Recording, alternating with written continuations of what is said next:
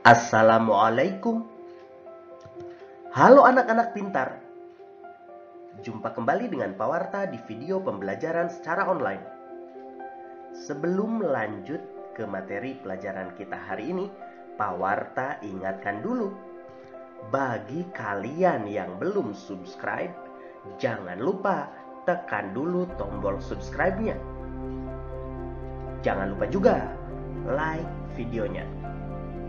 Kalian juga boleh meninggalkan komentar di bawah video ini. Tentu saja dengan menggunakan bahasa yang sopan. Baiklah, anak-anak pintar, mari kita mulai pertemuan kita kali ini dengan berdoa secara bersama-sama menurut agama dan kepercayaan masing-masing. Berdoa dipersilahkan.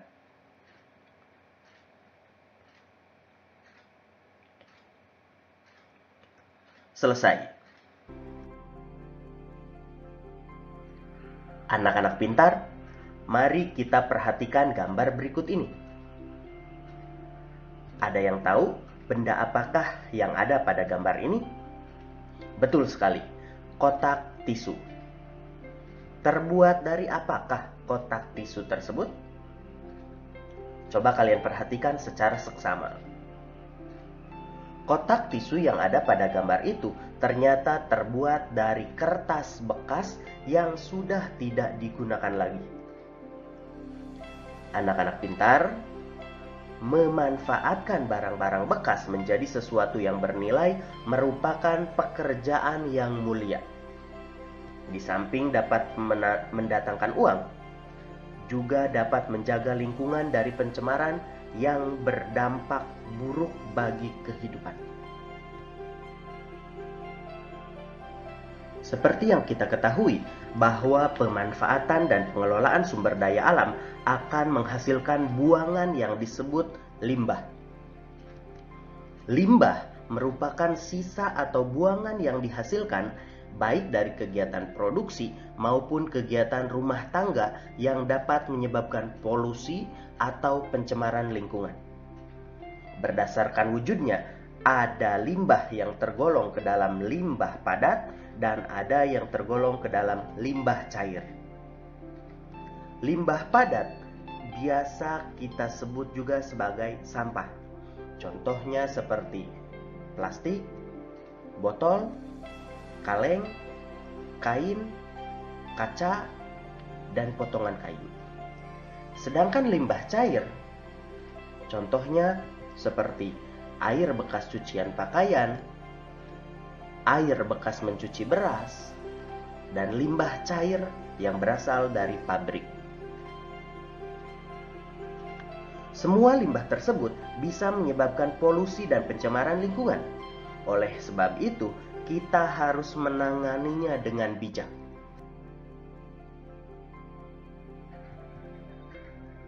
Sekarang, mari kita bahas mengenai cara penanganan limbah padat yang ramah lingkungan.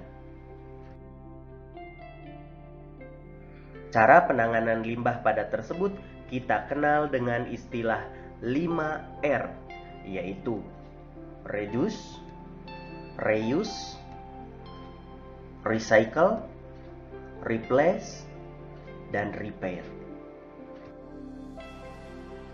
Sekarang kita bahas satu persatu, mulai dari reduce.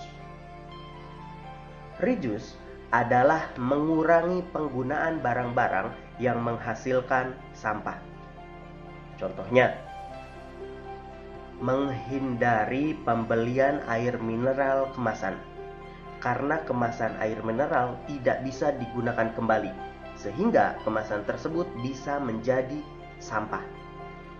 Yang kedua, mengurangi penggunaan kemasan barang. Karena ternyata plastik kemasan yang saat ini digunakan untuk membungkus barang itu susah diuraikan. Bahkan hingga puluhan tahun kemasan tersebut masih tetap utuh. Selanjutnya, pilih produk dengan kemasan yang dapat didaur ulang. Lalu, gunakan kedua sisi kertas untuk penulisan atau fotokopi. Kalau buku kalian masih kosong di sebelah sisinya, maka gunakan kertas kosong tersebut. Jangan langsung kalian pindah ke halaman berikutnya dan halaman tersebut kalian lewati. Yang kedua, ada reuse, yaitu memakai kembali barang-barang yang telah digunakan. Contohnya, kita bisa menggunakan kembali baju yang sudah lama. Kita bisa memadupadankan baju-baju tersebut dengan baju-baju yang lain sehingga terlihat lebih modern. Yang kedua, menggunakan barang bekas untuk pot bunga seperti ember bekas atau bahkan ban bekas bisa kita manfaatkan lagi menjadi pot bunga. Lalu, menggunakan botol kaca bekas untuk menyimpan minyak. Itu yang disebut dengan reuse, menggunakan kembali barang yang sudah lama. Ketiga, recycle. Recycle adalah mendaur ulang kembali barang-barang yang telah digunakan. Sampah yang ada kita ubah bentuknya menjadi sesuatu yang baru, menjadi benda yang baru sehingga bisa kita gunakan kembali. Contohnya, membuat pajangan dari botol bekas. Kita bisa mengkreasikan botol plastik bekas menjadi berbagai macam kerajinan yang memiliki nilai artistik dan bahkan bisa dijual. Kedua, membuat tempat tisu dari kertas bekas. Seperti gambar di awal tadi, kita juga bisa merecycle kertas-kertas bekas yang sudah tidak digunakan seperti koran bekas atau majalah bekas menjadi kotak tisu atau kerajinan lainnya. Selanjutnya, membuat tikar dari kemasan makanan. Bekas kemasan makanan atau bisa juga bekas kemasan kopi ternyata bisa dikreasikan menjadi berbagai macam kerajinan seperti tikar, bahkan bisa dibuat menjadi taplak meja hingga menjadi sebuah tas. Selanjutnya, membuat bunga dari plastik bekas. Plastik bekas, terutama plastik kantong bekas, bisa juga kita kreasikan menjadi bunga-bunga yang cantik. Ini adalah contoh recycle dari botol plastik. Selanjutnya, replace. Replace adalah mengganti barang sekali pakai dengan barang yang dapat berkali-kali atau tahan lama. Contohnya, mengganti penggunaan tas plastik dengan tas kain atau keranjang belanja. Kemudian, mengganti penggunaan tisu dengan menggunakan sapu tangan. Lalu, kita juga bisa mengganti pemakaian botol plastik kemasan dengan botol minum. Ini adalah contoh replace, yaitu mengganti tas plastik atau kantong plastik dengan menggunakan tas kain. Selanjutnya ada repair. Repair adalah memperbaiki barang-barang rusak agar dapat digunakan kembali. Contohnya, sepatu yang robek bisa kita jahit ulang sehingga bisa digunakan kembali. Atau baju yang jahitannya robek bisa kita jahit kembali sehingga bisa dipakai lagi. Itulah repair. Anak-anak pintar, sampah atau barang bekas akan bernilai lebih tinggi setelah berubah menjadi bentuk barang baru atau setelah kita recycle. Sampah atau barang bekas diolah menjadi produk lain yang memiliki manfaat. Sebagai contoh, mengolah barang bekas menjadi aneka jenis kerajinan seperti kotak tisu, gantungan kunci, dan kalung imitasi. Manfaatkan barang-barang bekas yang ada di sekitar kalian. Kalian juga bisa mengolah barang-barang bekas di lingkungan sekitar kalian menjadi barang baru sesuai kreativitas kalian masing-masing.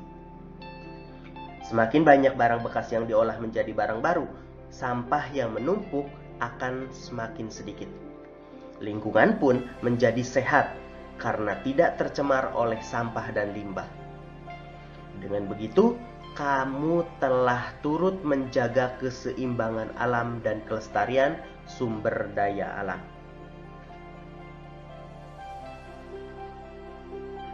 Sekarang saatnya kalian mengerjakan tugas. Tulislah sebanyak-banyaknya kegiatan yang bisa kamu lakukan untuk memanfaatkan sampah. Silahkan tulis di buku tugas kalian masing-masing. Selamat mengerjakan. Anak-anak pintar, apakah kalian masih ingat cerita tentang tupai dan ikan gabus? Sekarang, mari kita baca bersama-sama.